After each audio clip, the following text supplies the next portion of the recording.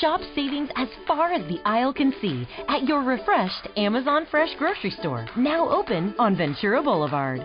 Amazon Fresh is your destination for low prices. Whether you're picking up this week's grocery haul or today's hot lunch, head to Amazon.com/grocery store opening for info on upcoming store events, this week's deals, and more. Stop by your refreshed Amazon Fresh grocery store in Encino on Ventura Boulevard. Blog Talk Radio. Blog Talk Radio.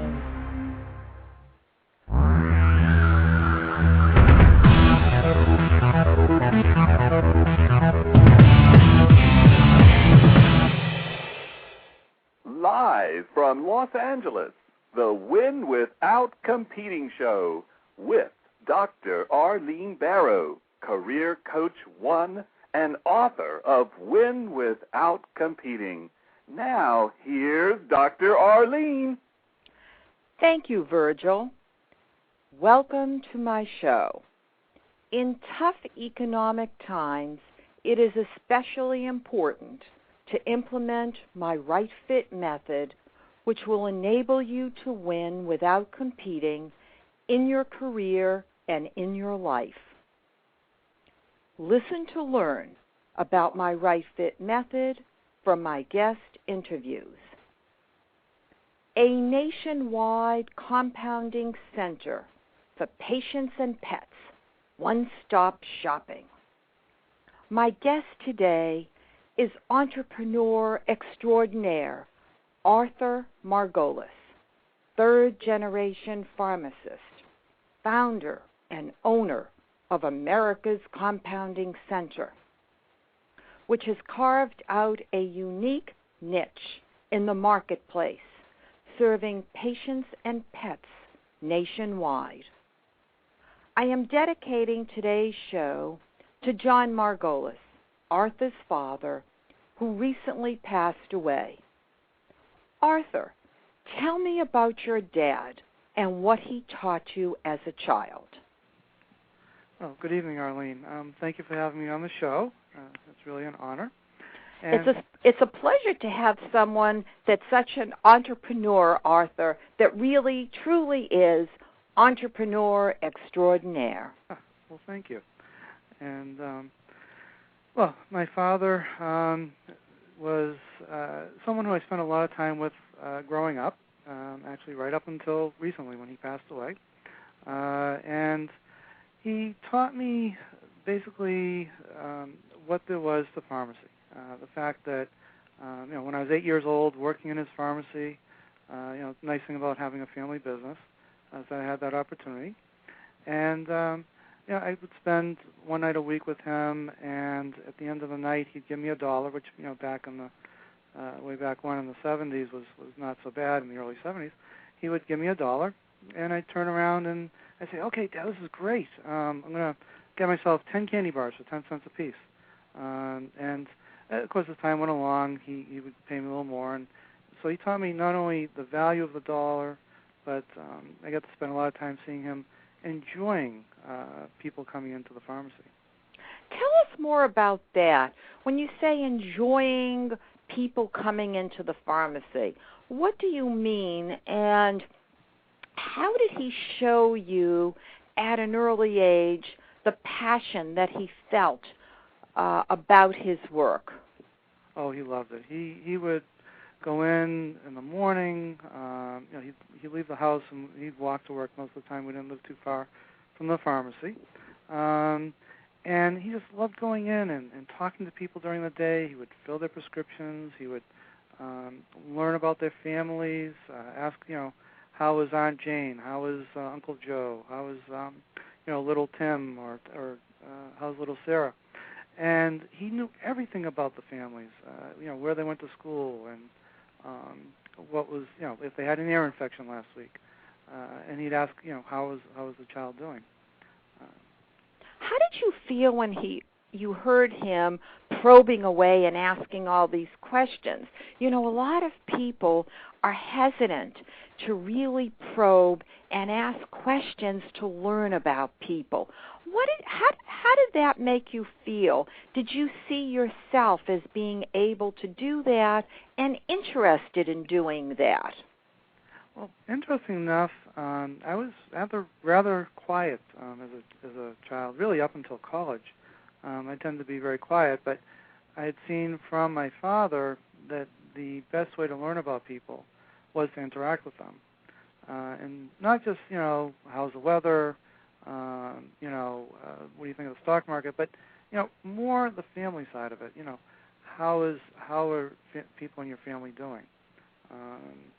And the fact that he could, at any given time, meet someone on the street. We go on vacation up in Maine, usually once a year in the summer, which he didn't take a lot of time off from work. And I saw him working hard, and that eventually became part of what I did as well, up until this day. But he really showed me both the work ethic as well as how to find out from people, again, what it was that made them tick. And by doing that, he was able to then provide them with the services they needed, whether it be delivery in the middle of the night for medications, whether it was calling the physician and maybe making a suggestion, which was very unusual back then. And so that was a part of what he did. So your father, interestingly enough, did what my father did when I was a child. He taught me how to understand with whom I was dealing.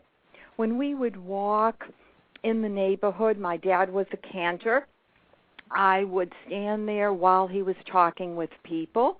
And then after he finished the conversation, he would ask me what had transpired. He didn't really want to know the words that were exchanged. He wanted to know whether I understood the meaning behind the words. We were both very lucky to have such wonderful dads. Yes. Let's go further. How old were you when you decided to become a pharmacist? How did you know it was the right fit for you? What helped you get in touch with your passion? Well, initially I had science. I love sciences, and which made sense because pharmacy obviously ultimately is mainly science. But I also was very interested in geology and meteorology, both environmental type sciences, and so I explored both the geology, meteorology possibilities. But ultimately, I thought about it and I realized I really felt that having grown up in pharmacy, and the fact that even though I was quiet, I still loved to observe people. I still loved to find out about what made people tick. And I really wanted to do something that I felt would be helpful directly to the person, which, of course, meteorologists are important for climates and weather, and geologists are important to discover oil and whatnot. But ultimately, pharmacy is what was inside of me. I just literally was born into it. Love science, and I also spent the summer after my junior year in high school. I spent my summer actually working at Mass College of Pharmacy here in Boston, working with one of the professors and talking to the professors because, being summertime, it was quiet there. And I had the opportunity to further discover what pharmacy was all about from other people and started developing more mentors. My father was my ultimate mentor, followed by my mother, who I can talk about a little bit later. But I always developed, and I learned this from my father as well, to develop mentors throughout my life who could further help me along my path. It sounds as if you basically soaked yourself in the pharmacy passion, Arthur, with your dad and your mentors. Yes, it's very true. I would spend as much time as possible working in pharmacies, talking to pharmacists. After my father had sold his first pharmacy, and I worked for CVS Pharmacy for 10 years, and actually, learned all. It gave me an opportunity to learn the ins and outs of the business as well. From doing something as I wasn't afraid to do anything. I would do the trash. I would do the register. I would talk to people. I'd show them where products were. I talked to the pharmacist every chance I had, because they wouldn't allow me to work in the same store as my father, so I had to work in a different store.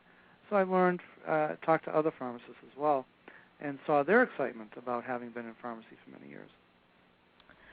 Let's step back a bit and let's talk about your third year in pharmacy school.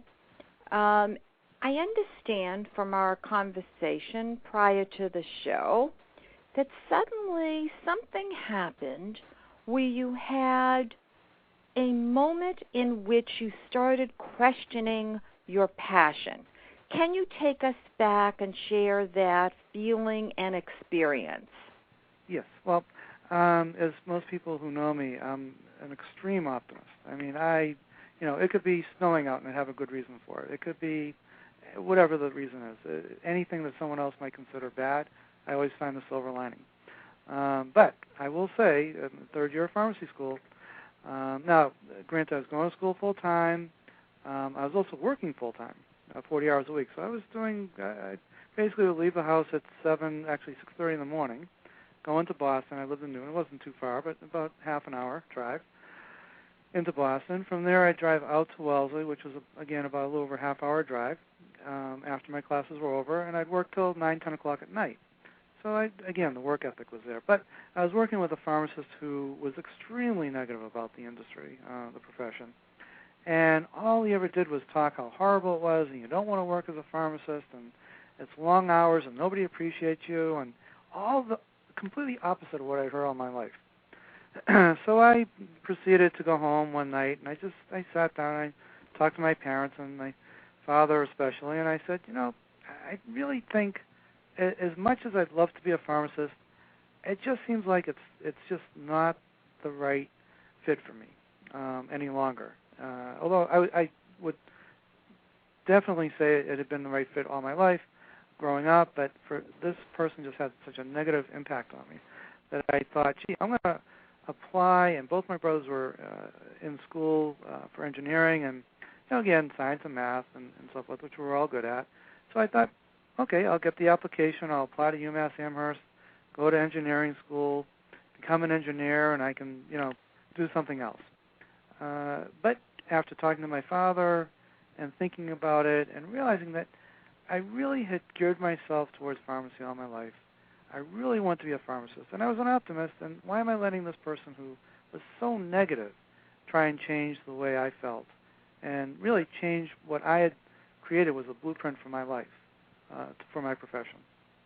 So in essence, that one person almost destroyed your passion via his negativity. Right. And your father helped to resurrect it. When you were growing up, did your dad talk about your grandfather, who was also a pharmacist? Yes, he did. And actually, my grandfather, similar to my father, was, again, a very optimistic person, friendly, knew people in the neighborhood, loved to work. And he actually, my grandfather, is really, and unfortunately he passed away before I was even born, but the stories I'd heard about the pharmacy and what he did eventually kind of soaked into my thoughts, and as time went on, and some exposure off and on to compounding, which is what I'm doing now, really, that's what my grandfather did. That's back then, back in the 40s and 50s. Yeah, tell us about your grandfather and what he did, and then shortly we'll be talking about what happened in 2003. But give us some information and set the stage for us, Arthur. Okay. Well, effectively, my grandfather was a pharmacist, and back then what they did was the physician would write a prescription, but it wasn't a prescription, it was really a recipe. And it was a blueprint. Exactly. It was the blueprint. It showed the right medication combinations for the right patient. And that's a key, because to give a patient medication that doesn't fit their need, obviously they're not going to get better. And so my grandfather would receive this prescription, this blueprint from the physician. He would then go ahead into, back then it was, the back of the pharmacy. He would take the appropriate ingredients, combine them, whether it was into a liquid or a cream or powder paper back then. Now we do capsules. And go ahead, create it, and then explain to the patient a little bit about how to utilize it, and then they go home and take it. Did he own his own pharmacy? Yes. He did. Entrepreneurship has been in my family since probably time began.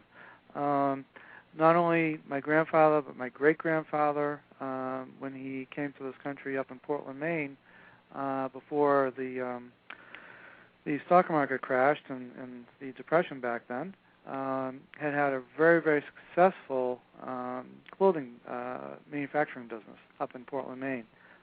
Extremely successful. However, he was a casualty of the Depression in the stock market back in the 1920s. However, that said, there was still this entrepreneurial spirit, this passion to own our own business, and so he passed it on to his son, my grandfather, and my grandfather passed it on to his son, my father, who passed it on to myself, and actually, which I've passed on to my children, one of which is graduating from college and getting married this June. But he's not an entrepreneur yet, although he has a spirit and has looked at ways of, he's a computer programmer, ways of utilizing his computer programming skills to eventually create some sort of business. And my daughter, who's in communications, also has a passion, actually, to be an entrepreneur at some point. Had almost gone into pharmacy, but is in a different field. She's in the communications field. Will be graduating this year from Syracuse University. But someday she absolutely, she'll start off working for someone, find the right fit, which is what she's working on right now. And actually, I'm going to give her your book because I feel it's a phenomenal book, and will help her find her right fit and create her blueprint. And to eventually, she absolutely wants to own her own business. Let's go further, Arthur. Okay. Take us back to 1983. After you were graduated from the Massachusetts College of Pharmacy, what did you do next? I know our listeners can't wait to hear about your business, but I want to set the stage to show that you don't just start a business. You need experience to help you set the stage for yourself. And I think that with your dad's help, you did an outstanding job to do that, so I want to share the steps. Okay. Well, effectively, I'd worked for CVS throughout my high school and college career, as my father did, actually. And we both learned a lot. First of all, I was always learning from my father because we constantly talked. And actually, during that period of time, he had got me involved in reading books by various business people, and really people such as yourself who were very optimistic and positive about looking at life of business. I worked for CVS straight out of school for about a year and a half. And what happened was CVS had realized that I had this phenomenal ability, which of course I learned from my father. And at this point, I was no longer a quiet person. Well, I'm gathering that you evolved, you blossomed, Arthur, over the years. Correct. And by doing that, did your mom help you blossom? Your mother, Esther? She was absolutely phenomenal. I mean, she. Just do me one favor. Yeah. Save what she did with respect to marketing until we talk about your outstanding pharmacy that you currently own. But tell us how she helped you blossom. Yep. Well, the fact she taught me that you can achieve anything, and to speak up, she felt that if you don't speak up for yourself, people will walk all over you. The squeaky wheel gets the oil. And she repeated that to me all the time. Because, again, I was not one to speak up. I would, if I was told to do something, I'd just do it, whether or not I felt it was right or wrong, appropriate. And so what ended up happening was I graduated from pharmacy school, Mass College of Pharmacy here in Boston, third generation. Both my grandfather and father went there. And went to work for CVS. They put me in a store, and before they realized my potential, actually, they knew the potential I had, but they put me in a store where it wasn't the right fit. It was a store that was in downtown Boston, so it was geared towards the business clientele. And they were more or less interested in coming in, getting the prescription, and going home, or dropping off in the morning, then going home later at night. They wouldn't let you, or weren't interested in having you get acquainted with these people, the patients. Am I correct, Arthur? Yes. And the couple of people that did basically made it that the people that didn't would call corporate headquarters and complain, saying, oh, we've got a pharmacist, this pharmacist who just, he's too busy talking. He doesn't want to get our prescriptions for us. So that led to a phone call and a meeting with actually my supervisor at the time, who was actually a wonderful person. And believe me, I nothing bad to say about CVS. They're a phenomenal company. And what they did is they basically said, look, we're getting these complaints. We also know we're also getting some good feedback, but we're getting a lot of complaints. So either you have to change or we're going to have to do something. Well, they left me there for a little bit longer. And then they decided the best thing to do was to have me go into new stores or stores that were having issues, basically declining business due to pharmacists who were not the right fit for those stores, and go in and bring back the business. And as a result of that, my experience of building the business for CVS in various stores, and the opportunity that my father came across finding a pharmacy a couple of towns over from where we live in Dedham, Oakdale Pharmacy, he approached me one night and he said, gee, Arthur, what do you think? Would you be interested in you and I going off on our own and taking this pharmacy over and working together, building it as you've been doing for CVS? And my response was a resounding absolutely. There's no question about it. I mean, I was certainly nervous about it because I knew I had a good career. I could climb up the ladder at CVS if I wanted to. Actually, they were about to offer me a supervisory position. And when I told my poor supervisor that I was leaving, he first of all turned white as a ghost. That's good, Arthur. We know what an impression you made on them, even though initially they were dissatisfied with you because you were talking with the patients. Exactly. And really it was because I was in the wrong fit. I was in the wrong store. I needed to be in a place where I could do what I knew best, which was to be part of the community and to let people feel as if they weren't just a number, that they were real. And people like that. The public wants to be, most of the public would like to be treated as if they were human. And again, that's something I learned from my father. So now, you and your dad then purchased the pharmacy, and it was a traditional pharmacy, not a compounding pharmacy. Correct.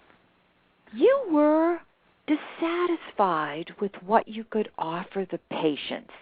Tell us about that. I mean, I know that you talked with the patients because, after all, that was your dad's model, and you were an outstanding student of that model. But tell us what your thoughts were and how the concept of opening your own compounding center evolved. Well, over time, again, building this pharmacy that was relatively slow to being busier than any of the CVSs in the area, over 16 years, my father and I worked together, worked very hard. I worked upwards of 80 hours a week not even thinking twice about it, and almost every day of the year, including Christmas and New Year's and whatever holiday I had to work, I worked it.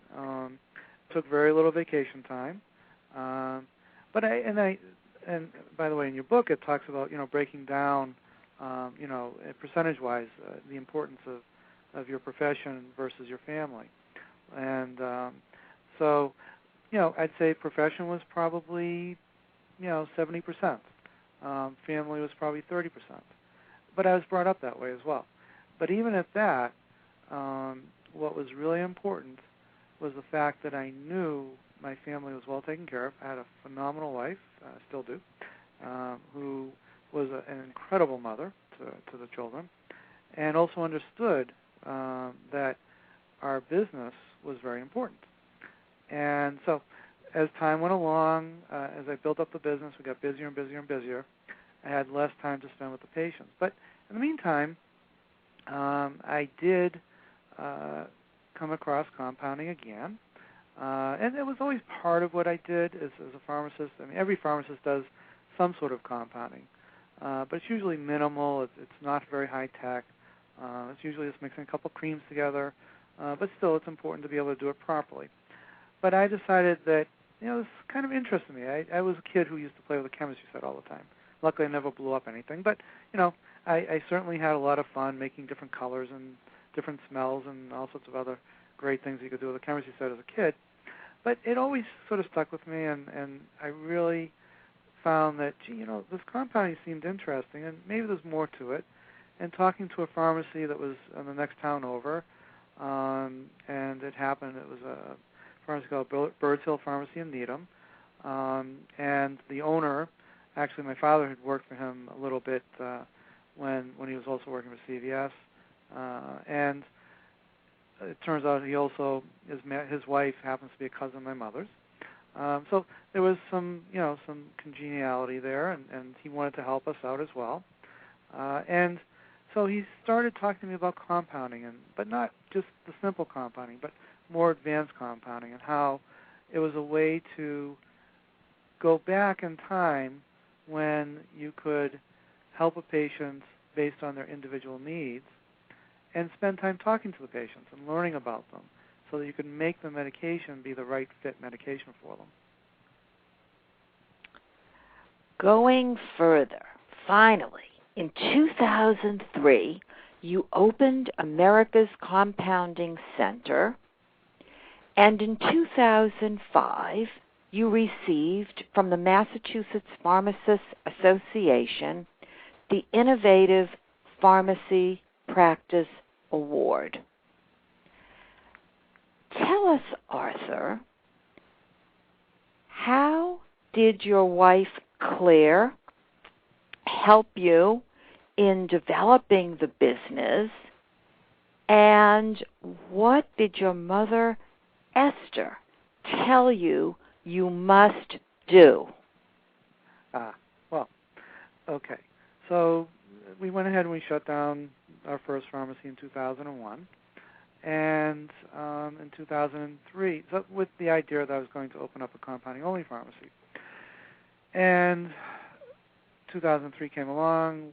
It was just myself and my wife, and we're like sort of yin and yang. Can't have one without the other.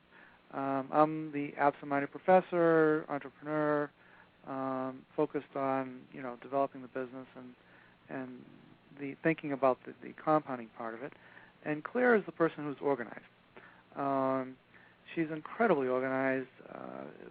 Also has a background in working in the medical field, and she had actually worked at Beth Israel Hospital and organized the IVF, in vitro fertilization test tube babies clinic that was there, and was actually involved with the first test tube baby that was born in Massachusetts.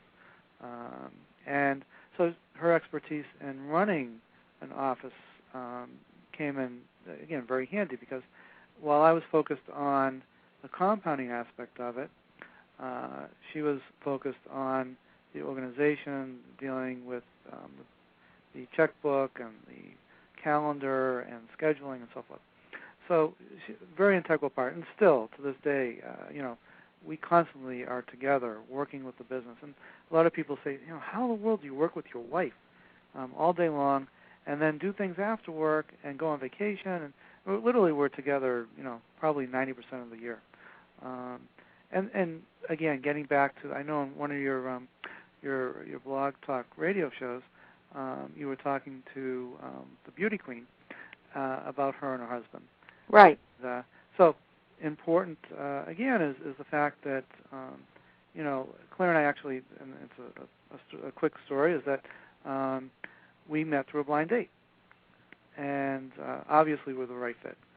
We've been together over 25 years, and it was definitely the right fit, not just for personal reasons, but in the long run for business reasons. How did you know she was the right fit, Arthur? Can you share the blueprint of your right fit wife? Well, of course, perhaps we don't want her to hear everything, so we'll consider it something we're discussing privately. Yes. Truthfully, she's a lot like my mother. And they say a lot of men will marry their mothers to some extent. And she also has a passion for life. She also loves a challenge. And the fact that when we were dating and we were at the movie theater and we were watching a movie, and this kind of little quick funny story, but we're sitting there watching the movie, and we bought this big thing of popcorn, this big thing of soda, and we're sitting there, and I sat down, and she went to hand me the soda, and it slipped out of my hands, and next thing I know, I was wearing a big container of soda and ice all over me. And back then we were wearing corduroys, so believe me, it soaked it right up. Right. And she thought I'd get right up and we'd head right out. I said, nope, we're staying and we're going to watch this movie and we're going to enjoy it. And so I knew after that, boy, if she could put up with that kind of thought process, and later on, again, the fact that I was very interested in she knew I was interested in business and stock market and things of that sort. And not only that, but she was also the theater, very interested in the theater, and I developed an interest in the theater as well with her. So we sort of, one of the most important things with, I think, a successful right fit marriage is the ability to give and take. And I saw that with my parents and also with her parents as well. And so we both learned about give and take, and we use that within our marriage as well. Let's talk about your mother. Yeah. And what advice did she give you when you opened your compounding pharmacy? Well, one thing I had never done, although I'd seen my mother do it for years, was marketing. And the only way to build this business was by marketing, getting out there, making cold calls, something that I was pretty scared of. Most people, cold calls, they just don't want to do it. They hate cold calls. Absolutely. In fact, recently I was on a radio show and I mentioned about I love cold calling. Well, my phone ran off the hook because people couldn't believe I actually said that. Yeah. So let's talk about the cold calling. What did she tell you to do, and how did you train yourself to do it so that you were comfortable? Well, first of all, one of the things she did, and she always had up in her office, and I eventually put up here as well, were these cartoons showing, one was the stork, which I don't know if you've seen this one, the stork with the frog, and the stork's about to swallow the frog. But the frog has its little front feet around the neck of the stork, showing that it's not just going to give up. It's not going to just be eaten. And then probably the one in terms of actual office or cold calling was one of a picture of a salesman who had just been kicked out of an office, and instead of just giving up, went around to the side window, and I think the person in the office says, "Who's that over there?" And they said, "Well, this person that just left." And and they weren't giving up. I mean, it was the idea they weren't going to leave until they got somebody to listen to them. And so my mother effectively taught me to not fear cold calls, but to find a way to make them enjoyable, to love making. And actually, I love to go, as yourself, I love to go make cold calls because I know ultimately that typically 1 out of 10, 1 out of 12, depending on who you listen to, cold calls, you're going to get somebody interested in what you're having to say. Arthur, I'm delighted that you love cold calls. Our listeners may be trembling, but we know that it's necessary, especially in today's marketplace where we have millions of unemployed. They must differentiate themselves from others, and one way of doing that is picking up the phone and calling the employer to figure out whether there's an opportunity that could be the right fit for them. Yes. Now, I'd love to hear more, and I'm sure our listeners would as well, about how you tailor or customize medications so that each patient will receive exactly what he or she needs. In essence, you formulate a blueprint of the right fit medicine and create it. Can you give us some examples of what you do so that we can visualize who the patients are and what you've done for them? Okay. Well, first, just a quick description of what our pharmacy looks like, and the fact I'd mentioned to you that we had started off in a 600 square foot building, 600 square foot office space that included both the office and the laboratory. And that was for about 4 years, and then we outgrew the spot. And I spoke to the landlord, and I said, I need more space. So he said, well, I've got a building a couple of miles down the road. It's been empty for a couple of years. I'll bring you over, take a look. Showed it to me. I said, perfect. I said, this is exactly what I've envisioned as being the ultimate and right fit spot for our compounding pharmacy. And it's 5,000 square feet. So we went from 600 square feet to 5,000 square feet in about 4 years. And it's split into 2 levels. There's 2 stories, and the bottom floor is where we have the patients come walking in. It looks more like a doctor's office than it does a pharmacy. We don't sell. We don't have cards. We don't have anything you'd find in a traditional pharmacy. So they walk in. There's a window where they go up with their prescription, and they hand them the prescription, where we get all their information.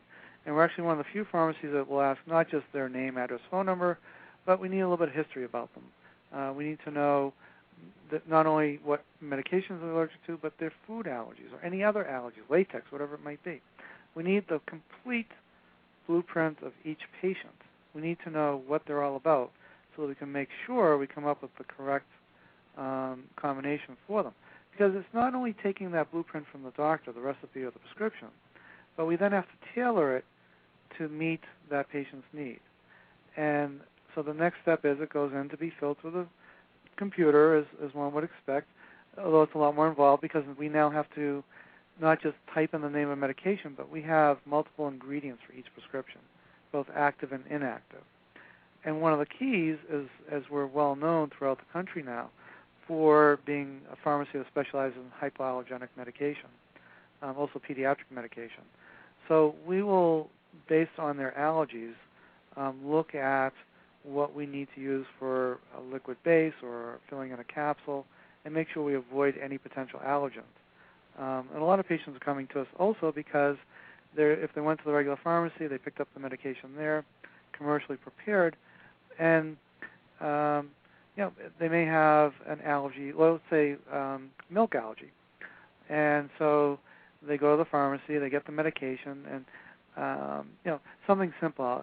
One thing that people know about is usually Imodium over the counter for a bad stomach. So they go ahead, they buy this product, they go home, they go to take it because they've got a little bit of bad stomach going on, and they get worse. And they can't understand why they're taking this medicine. It's supposed to help them get better. They actually their stomach becomes worse. Well, the reason being is Imodium has in it lactose. And if they're either lactose intolerant or sensitive to milk, it's only going to make their stomach worse. So they can actually get a prescription from the physician, bring it to us, knowing that we can create a capsule that has a pure medication in it, and we might use a filler, if need be, that is not lactose. Therefore, they avoid having further problems and actually get better. And as a result, we can increase the patient compliance. And a couple other stories I have. But the prescription then goes, so when it's ready to be made, it goes into our laboratory, which is it's about 1,500 square feet. So it's almost 3 times the size of our original whole section that we had in the other building. And then how large is your staff, Arthur? Could you kind of describe so we can visualize that? And also, too, wanted to see how you reduce the risk of someone not including all the information that you need to create the right fit blueprint for the compounded medicine. So in other words, is it possible that someone might forget, for example, that they're allergic to something? Oh. Like I'm allergic to oral penicillin. Right. So what happens if somebody forgets to tell you something? Well, one of the things we do is we will sit down with the patient when they come in. And so not only do they go to the window, turn in the prescription with their information, but we review it. And we also sit down with the patients, and unlike what most people are used to seeing in sort of the standard traditional pharmacy, where, you go in, they're busy, they have trouble, even though they want to talk to you, they don't always have time to talk to you. We'll spend anywhere from 5 minutes to an hour with each patient. So whatever it takes to get that right blueprint for that particular patient. Now, if it turns out, not talking, penicillin and anaphylactic shock, that's something we'll always pick up on before it gets to that point. But sometimes someone will forget to tell us something minor, even though we've talked to them for a long period of time. And what will happen is they'll take that prescription home, they'll try it, and they'll call up and say, gee, I broke out in a rash. So we'll probe further. And then we'll rethink the process that we've gone through.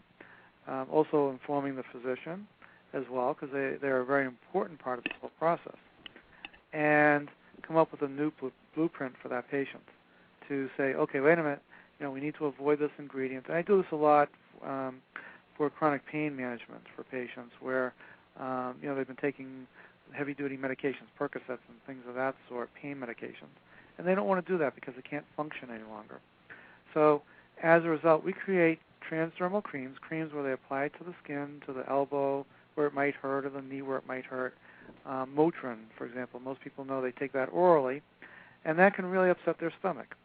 So to avoid that, we put it into a cream form, and usually it's more than one ingredient, and they apply it directly to the area where it hurts.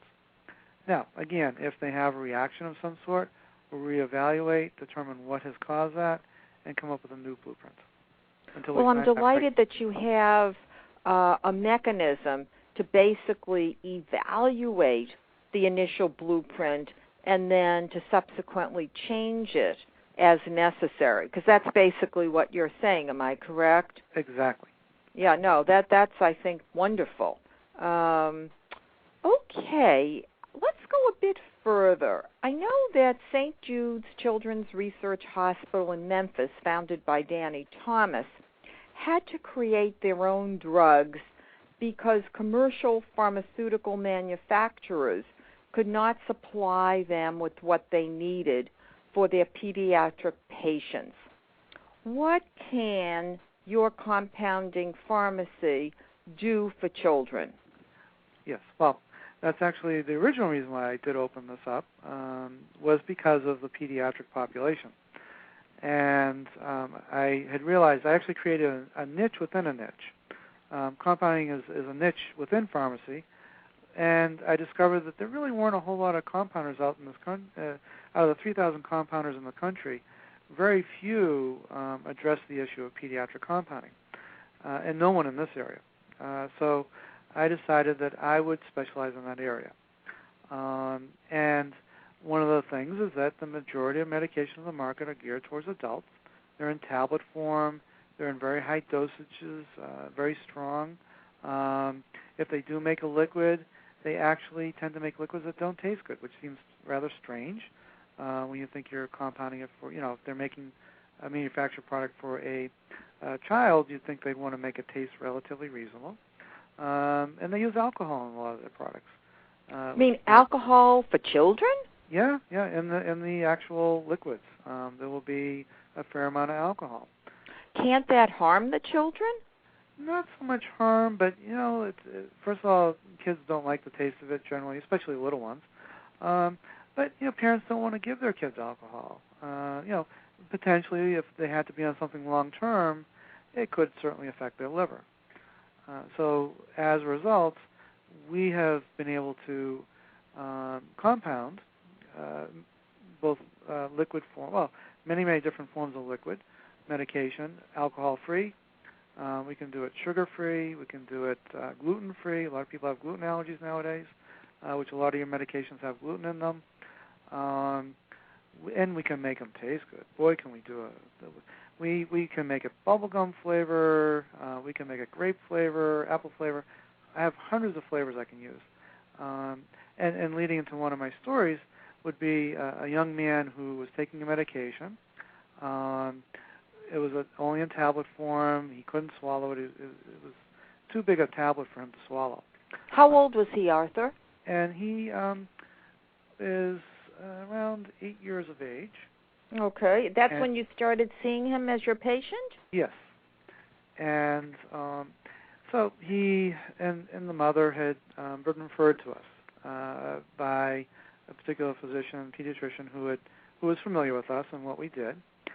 And so they actually drove up about an hour's distance from where we are to actually come in, because not everybody comes directly to us. Some of it's done over the phone, through the mail, and so but we do have families who will drive an hour, sometimes 2 hours, to come to us at least the first time around to come up with the blueprint for their child to get the medicine. And with this particular child and the particular medication he needed, our experience had been that one of the things that worked really well with this medication was Hershey syrup. And it's one of the few food-type items we actually use within our practice for children. Typically, we make most of our own liquid bases. But this particular Hershey syrup works phenomenal for this particular medication. And so when we talked to the mother and the child to discover, again, what flavors the child would like, before we suggested the Hershey syrup, one of the things this child particularly liked was chocolate. So we said, okay, no problem. We can do that. And it also happens that where the lab door is, the door leading into the laboratory, the pharmacy, I put a big pane of glass in so that people can look in and see what we're doing. Because they tend to be fascinated watching. We're scientists.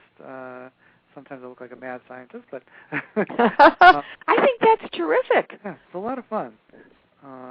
So he was watching with his mother, and the funny thing is he's getting all excited. I mean, you could see him watering at the mouth, and he couldn't wait to take his medicine. The mother, on the other hand, the jaw dropped because she thought we were just kind of kidding. She didn't really take us seriously that we're going to use real Hershey syrup.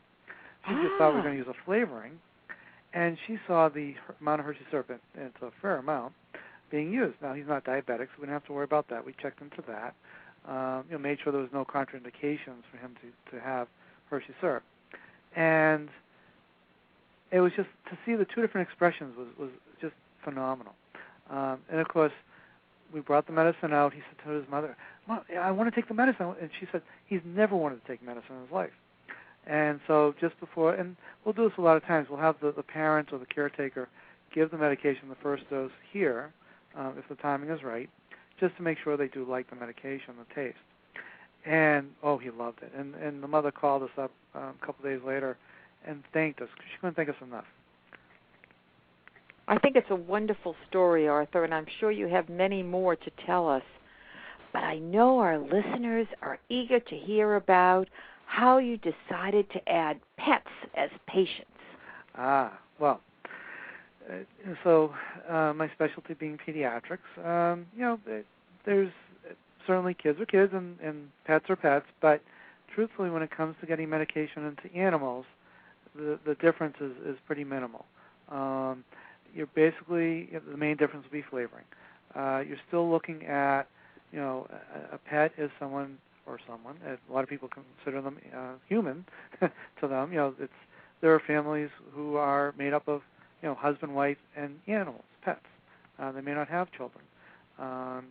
And a lot of our pet owners consider their pets part of the family. Just like my mother, my parents have a poodle, and Lucy is part of the family. She's my sister. I have two brothers, real brothers, and then Lucy. I hope you're not calling your brothers your pets, right, Arthur? I know. that wouldn't go over too well. No, but they're phenomenal brothers. I'm very lucky to have two great brothers, Michael and Robert, who also have been very supportive to what I do, and we're also a very close-knit family. But again, getting back to the pets, and so they're considered part of the family, but they can't talk to you. They can't tell you what they like or don't like. Obviously, if it's a cat and they like, the cat might like chicken. So the cat likes chicken, and we're going to make medicine for them. We use a flavor called chicken pot pie. And it smells really good. As a matter of fact, I've had some of my students who work here and my other staff, my technicians and pharmacists, which just to bring up, as you asked before, I have 3 full-time pharmacists besides myself, as well as a fourth one coming on in June, and I have 3 full-time techs, as well as anywhere from 3 to 5 students from both schools of pharmacy, Mass College of Pharmacy and Northeastern School of Pharmacy,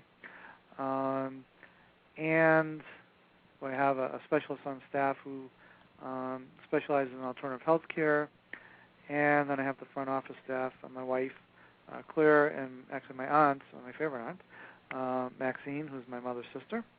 And so we have a fairly good-sized staff for a business that's been around this long. And so we have, for example, we have one owner of an animal who actually, it's a golden retriever, and she had actually rescued this golden retriever. And the reason being, this golden retriever had been basically abandoned because golden retrievers are known for having seizures. And this particular one had horrible seizures on a pretty regular basis, and they were hard to control. So this family took in this golden retriever, and this golden retriever needed medicine, and they finally found the right fit medicine for this golden retriever that prevented the seizures, but they needed it compounded. It was not available commercially or even from the veterinarian. So they had heard about us. They came to us, and we were lucky enough that every so often this golden retriever is brought in to visit us. And this golden retriever is absolutely phenomenal. Not only did they rescue this golden retriever, but they bring this golden retriever around to the various nursing homes in the area to make people's day much more exciting. And people love animals, and it's actually, there's a pet therapy that's been shown to be very beneficial to many different types of people with different, whether it be Alzheimer's, whether it be Parkinson's. It tends to be very relaxing for people. You are passionate about what you do, and we've certainly experienced that passion. How have you made a difference, and why is your compounding center unique? Well, the compounding center is unique in such a way that not only do we interact with the community on a local basis, but we interact with many communities even on a national level. I have been able to develop, based on, again, looking at what's going on around me. I always like to be very aware of everything that's going on. And again, this is something both my parents had taught me. to not, walk around with blinders on. Look at your colleagues, not competition, by the way. I never consider any of my colleagues competition. Good. Well, Arthur, I must say it's clear from what you've told us that you have set a standard against which no one can compete. And I think that what you've done is, over the years, you kept raising the bar higher and higher for yourself, so that what I think you're going to share now is going to show how you've been able to differentiate yourself and how you have set the standard. Yes, and that is by listening, providing people what they're looking for, listening to their needs. And some of that, actually a big portion of that, is the fact that we've gone from being on a local level to a national level, providing free standard shipping, cutting out that extra cost that people, especially in today's economy, can't afford to pay, billing all the major insurance companies so that they only have to pay a copay. And we're one of the few compounding pharmacies in the country that does that.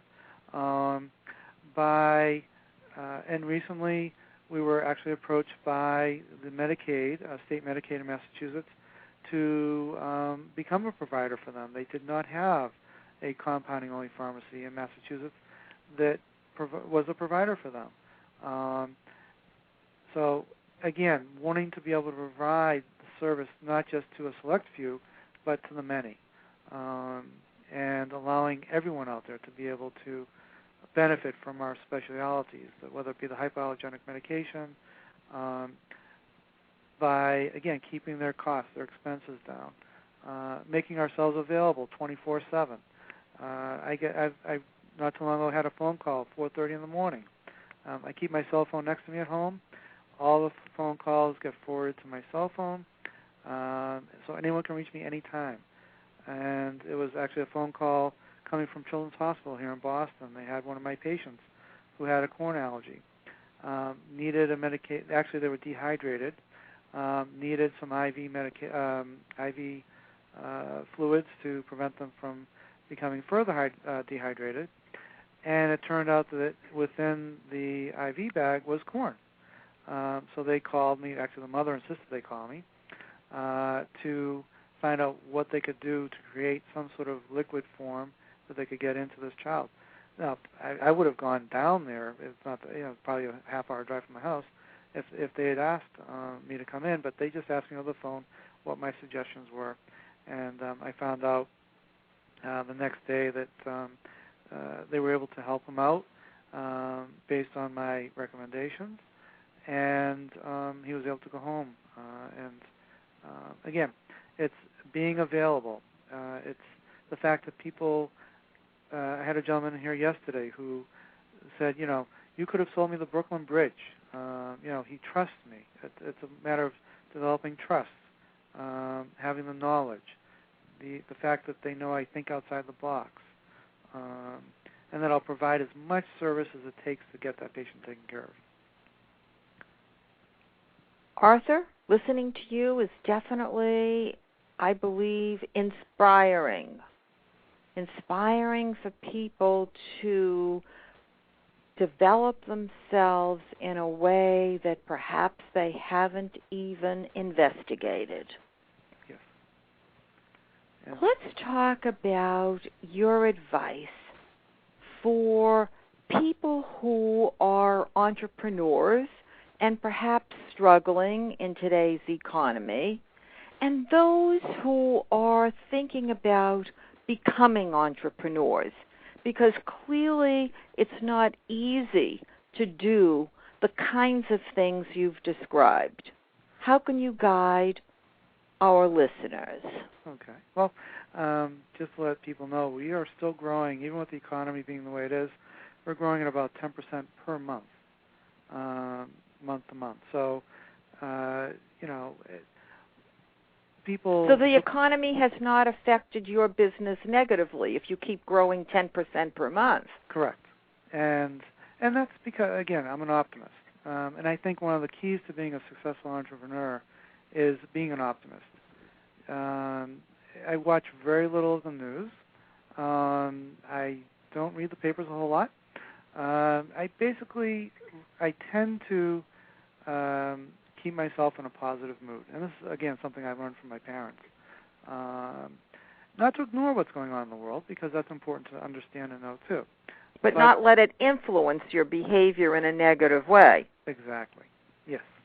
And most definitely to not only create the right fit and the blueprints that you need to be successful, but to be willing to change with time and to realize that the right fit may not change, although over time you may think you have the right fit, and then it turns out that that may not have necessarily been the right fit, as I found out over time. But now I certainly have found my right fit. I love what I'm doing. But also the blueprint, that a blueprint was meant to be changed, that it morphs over time, that you have to be willing to change, especially as your business grows. Because as a business grows, and this is something I've read many times in books on being an entrepreneur and running a business, and that is, at some point, businesses grow and you can start to lose contact. And I've seen this happen with other businesses, where the entrepreneur who wants to be an entrepreneur becomes a business person who sort of loses touch with their business. And sometimes that can result in the business going in the wrong direction. So one of the keys to continuing to grow this business is that I keep myself involved in every part of it. And especially, I actually do the marketing myself, as well as Irina, who's the person I mentioned earlier, in the alternative healthcare portion of our business.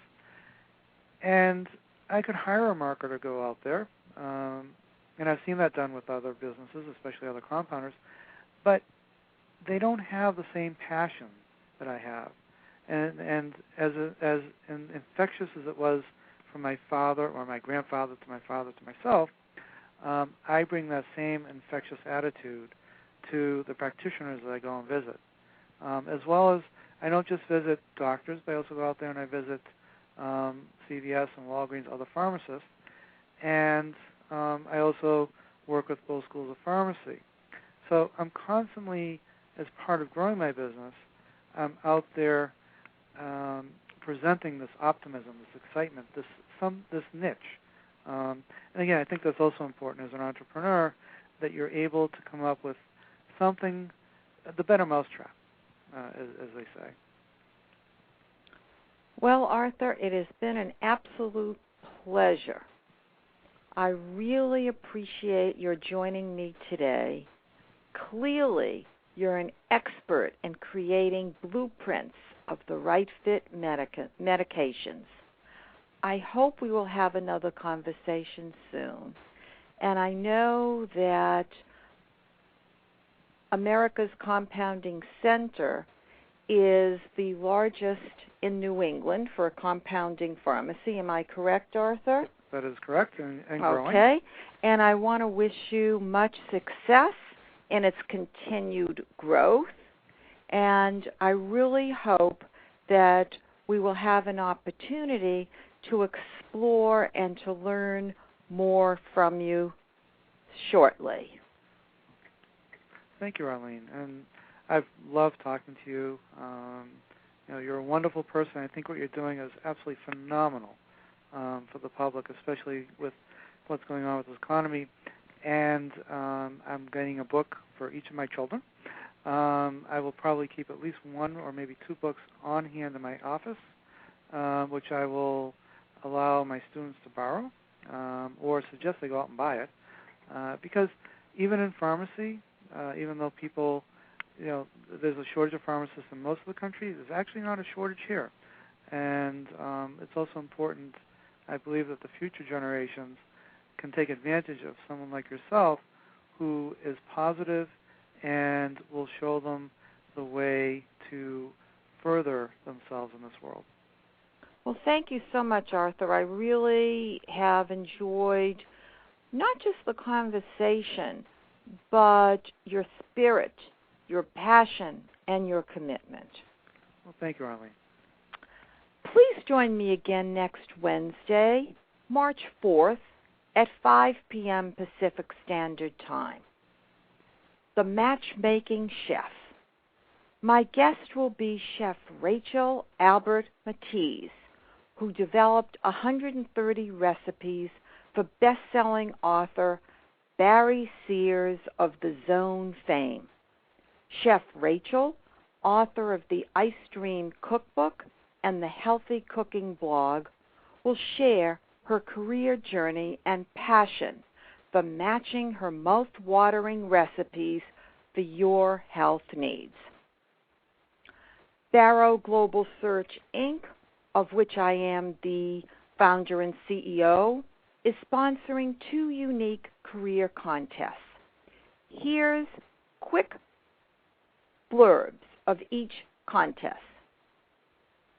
Searching for the right fit guest, not the best.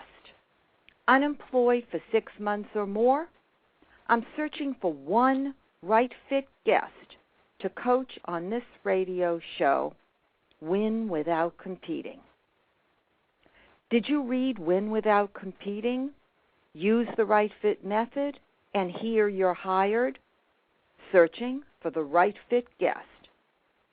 The winner of this contest will share on this show how using the right fit method was the tipping point to hear you're hired. To read the blueprints of the right fit guests for both contests, visit the homepage of www.drbarrow, B-A-R-R-O, that's drbarrow.com, or my blog on Blog Talk Radio. Barrow Global Search is offering Win Without Competing at the special price of $9.95 plus shipping and handling. Visit www.winwithoutcompeting.com and click on the book page, specifically Buy on the book page, where you can use PayPal. I look forward to hearing from you. Please email me at drbarrow, that's D-R-B-A-R-R-O, at winwithoutcompeting.com, or call me directly, 310-441-5305. Please remember that I'm based in Los Angeles. Remember this trigger tip, it's all up to you. Goodbye for now. This is Dr. Arlene, author, Win Without Competing, and Career Coach 1.